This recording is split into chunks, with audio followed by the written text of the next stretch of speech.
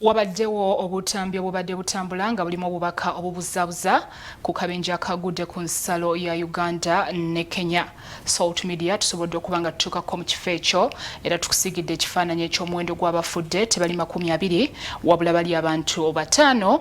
Basi minibus namba KCL 855M bwe yakoze akabenje ku kyalo Namundi mu Bungoma County.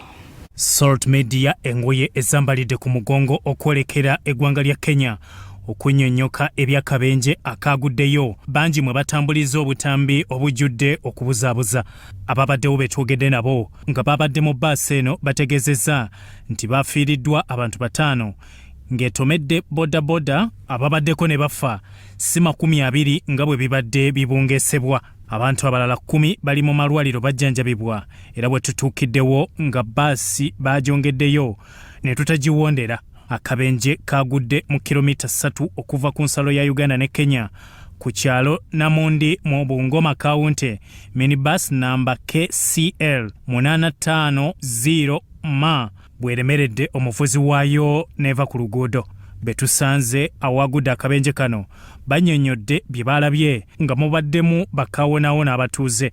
Omu ku baawonye Antone Bulufu nga mutuuze mu Uganda okuva Buduuda asimye Katonda okumutaasa akabenje. Mbogeza wanga 12 ari khotsa khola basi yafana ihe hasa control yakanelo le khumukhono ko driver wakiraso wakikobose ari waba wenjire hunu abwena ani yese anyolere nuwe pikipiki ne yali abwena wamututuhira namukonera.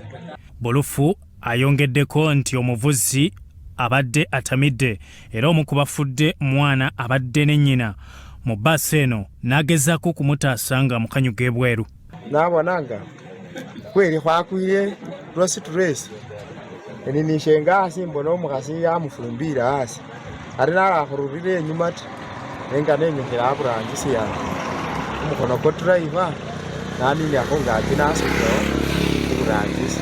Kawonawo omulala Steve Kitoi alambuludde gye bavudde Buduuda nga simatuse n'ebisago ebitonotono naye abazze okutaasa babbye ebintu byabwe. Ali atese nabeere okumukono gwene nese n'amaazi lwesi nababeereko ngaki bakwire kwisa senaba nenyuka nalolera sinafunikire tasi nabeera omufuta sinabirako bafisa nagenda natsi narurira ku mukono gwenyuma umutinisi asinabula n'abana nakyasi bose nabona basiri balamu asinamendako khole khuliye. Ababaddewo abalala ye Masaba Ivan azze okulaba oba mukulu we Natuli Paul asimatuse era onawonye naye ng'essimu ye bagibbye. Yaba omukokoso oli Nairobi na yamako okupila esimu ngambolare bali basi yakwire bandu bane bafuire mukhasi mutwela basani batatu arenga nasinama khwitsa sipidi ukhola munamba ne nakana mulamu wose wandayese khwitsa khola khu ofisi lwakhakha shekhabindayo khwamukhwakana yaya ali khu ofisi yakonero nenga wawumilekho busa bikele kimyasi nenga omwene omulamu. Byamakumbi Emmanuel, Salt TV, Omunyo.